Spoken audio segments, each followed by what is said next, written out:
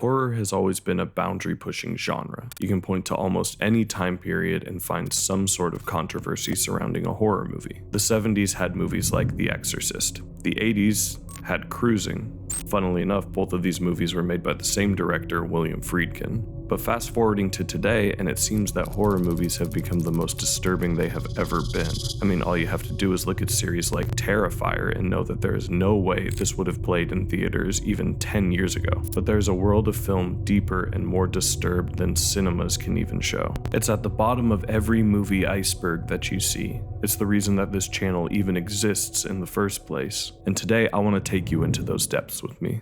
I'm Nightmare Movies. And today, I want to show you the dark side of movies.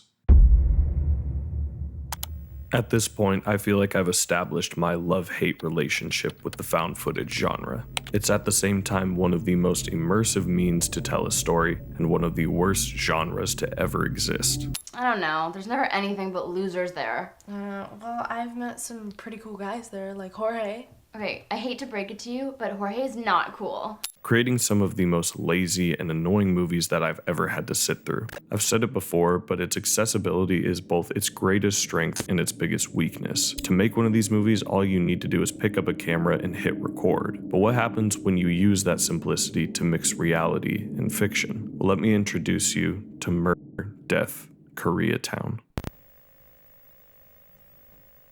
The film follows an unnamed man who is investigating the death of his neighbor as he slowly uncovers a conspiracy surrounding it. A pretty basic plot, but that's not where the controversy or the confusion lies with this film. The first point of interest is that there is no named characters or even director connected to this film. If you open up IMDb, the only named person associated with this film is the property manager, meaning that pretty much everyone else in this movie is at least assumed to not be an actor. There are some obvious exceptions that come to mind, like the protagonist's girlfriend, who obviously would be an actor or at least know that this is a movie. But with a lot of the other people featured in this film, there's no real way to tell. So what's the problem? People have gone out and filmed other people before without their knowledge. It's not a new concept by any means. Well, I'll tell you. One of the main controversies of the film comes with the appearance of this homeless man. Once he's introduced in the film, our cameraman asks him questions about the nearby murder, and it's clear that this man is distressed and very mentally ill, and one can assume that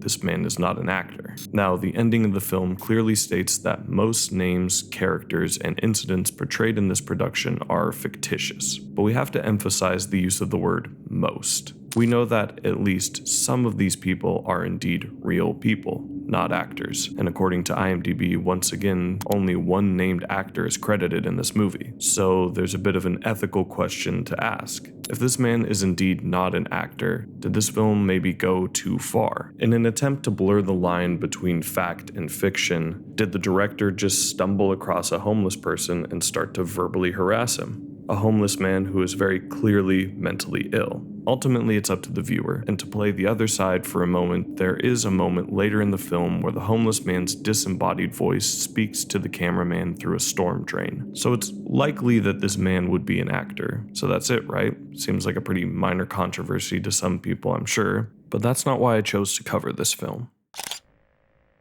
On July 30th, 2017, 28-year-old Lee Sun-yu and her husband, 31-year-old Tae Kyung-sung, arrived home after a late shift at their karaoke bar. Suddenly, local police received a call from Yu. She told police that, quote, a Mexican man had broken in and stabbed her husband to death before fleeing the home. When police arrived, they found her husband slumped over his computer chair with a knife sticking out of his heart. But what's even more interesting is that the authorities found no signs of forced entry, no evidence of another person being in the home, no evidence of anything that she described. The only thing they found was a dead man and the woman who they believed murdered him. Yu was eventually charged with the second-degree murder of her husband and sentenced to 16 years in prison. And what does that have to do with Murder, Death, Koreatown? Well, I'm sure you figured it out by now. Beyond all of the discussion about actors versus unknowing participants,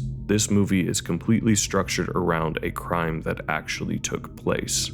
And this is where the real ethical dilemma rises. It's one thing to create a work of fiction, another to even base your story off of a real event. It's a whole other question when you use a real-life tragedy to tell your story. It's something that has never been done before to my knowledge, and something that blurs fiction and reality. And ultimately, it's up to each viewer to come to their own conclusion about this one. I actually had a number of questions about this film, and I even reached out to the production company, but unfortunately never got a response. So all we're left with is questions, and with nowhere else left to go, I suppose it's time to move on to our next film. One that left me squirming.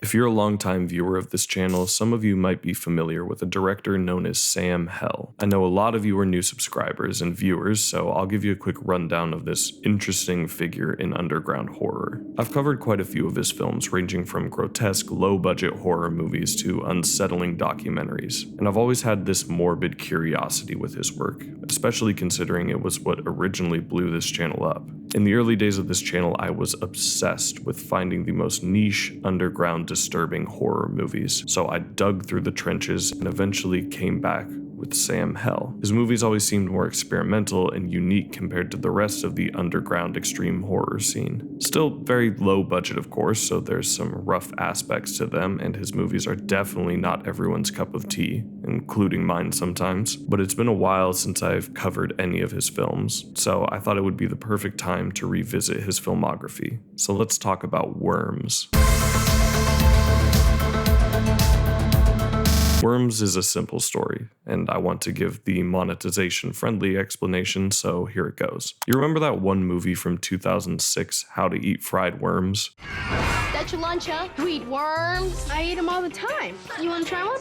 Well, put that in the context of an underground horror film, and you have worms. We follow an unnamed protagonist who is obsessed with worms and doing not-so-viewer-friendly things with them, and it really is just that. We follow this girl around as she thinks about and does some very weird stuff with worms. So why did I put it on this list? For me, this was a visceral experience. It reminded me a lot of my experience with the internet in the early 2000s. You know the time period, the time of shock sites and videos when they ran rampant across the internet, and everything was an endurance test to see how much you could handle. I like to think it was almost a canon event for people my age, to be shown some of the most horrendous videos you've ever seen in the middle of like second period in middle school. And I feel like there is no better way to describe this film than an endurance test. It also encapsulates a very particular subgenre of underground horror, which I like to call the gross out film. Films like this are often talked about and featured in disturbing movie icebergs, not for their violence or their shocking content, but for their gross factor. And weirdly enough, it's movies like Worms that I have the hardest time sitting through sometimes. Even watching this for the review, I looked away instinctively because my body just seemed like it didn't want to watch this film, which is something I can't honestly say for most horror movies. The way it's shot, cut, and sounds, it's just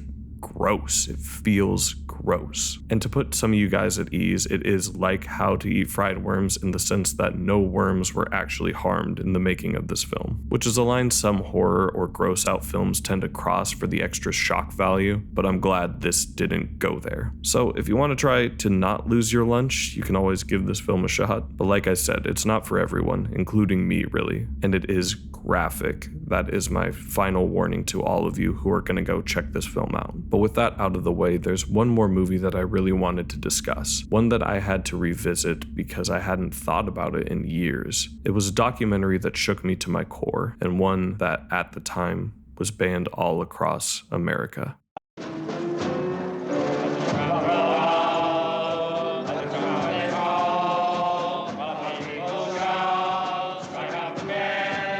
The Titicut Follies is a 1967 documentary that shows us an unrestrained look at the treatment for mentally ill patients at the time. Specifically, we get a first-hand look into the Bridgewater State Hospital for the Criminally Insane, located in Bridgewater, Massachusetts. The film starts with a talent show put on by the hospital staff, and it's also where we get the name of our film. An honestly lighthearted introduction into what will be what I consider a horror movie later on. The first thing afterwards that we're shown is what I assume is the onboarding process for patients at this hospital. The men are scattered throughout this room in a disorganized attempt to get them admitted. And intercut with this is footage of an interview one of the hospital staff is having with a patient. The doctor asks the patient some very uncomfortable questions about him and his wife in such a disinterested tone, a consistent theme we're going to see with all of the hospital staff as the film progresses.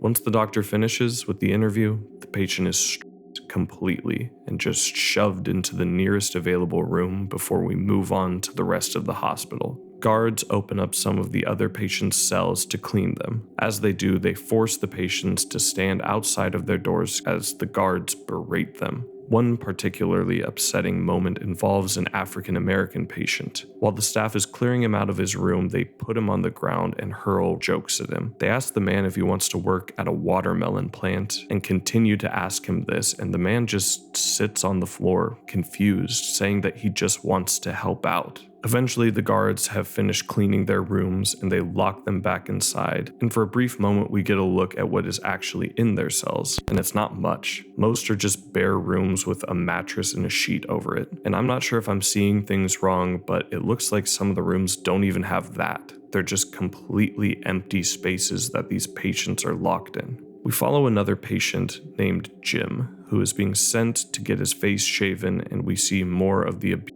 that these guards inflict on the patients. They march him down the halls of the hospital, asking him questions he doesn't know the answer to, slapping him on the face until they finally get him to his destination. They sit Jim down to shave his face, and not in a very careful manner either. They actually cut him a few times while shaving, enough to make him bleed. And once they're finished, they just take him back to his room. No clothes, no mattress, and just leave him in there until they are required to come back. I'm not going to go through every beat of this film. One, because I think it's best if you're interested to go in blind to this film. And two, because there's a possibility I cover this in its entirety in a future video. But at this point, I think you can get a sense of what this documentary is about. The director, Frederick Wiseman, wanted to film the unfiltered reality of mental hospitals at the time. And I honestly think he succeeded in that. He was so successful that the Massachusetts government tried to stop the film from being released. The main reason being that it violated, quote, patient privacy and dignity. Ironic. And they were ultimately successful in stopping it. This was actually the first known instance of a film being banned from general American distribution for reasons other than obscenity, immorality, or national security. But Wiseman continued to fight for his film and for these patients. Fast forwarding to 1987, the families of 7 inmates who died at this hospital sued the hospital and the state. One of the claims in the suit was that one of the inmates was restrained for 2.5 months and given 6 psychiatric drugs at vastly unsafe levels and inevitably choked to death because he couldn't swallow his own food. Stephen Schwartz, one of the lawyers, also claimed that, quote, there is a direct connection between the decision not to show that film publicly and my client dying 20 years later and a whole host of other people dying in between. And so finally, in 1991, over 20 years after the film's initial filming, the Supreme Court allowed the film to be released to the general public, and it premiered the following year on PBS. Titicut Follies is an interesting documentary. It felt surreal seeing such a high-quality and unrestrained film from so long ago. The subject matter is also something you don't see much of covered, unfortunately. Mental health is still a tricky thing that we as humans are trying to understand. However, this documentary exposes how, at least back then, it didn't seem like anyone was interested in helping these people. They were crammed together like livestock, abused and experimented on with no remorse. It seems like they didn't even view these patients as people. The Titicut Follies is a haunting documentary that some may not like for its pacing or its lack of narration, but if unfiltered reality is what you're looking for, then give this documentary a shot. So this was a quick look into the darker side of movies. I wanted to cover a good variety of things that I had seen that had affected me in one way or another. If you know any more obscure films that you want me to check out, please leave a comment down below. I'd love to turn this into a more consistent series where I can talk about multiple films in one video. But with all that being said, thanks for watching. I'm Nightmare Movies, and I'll see you guys next time.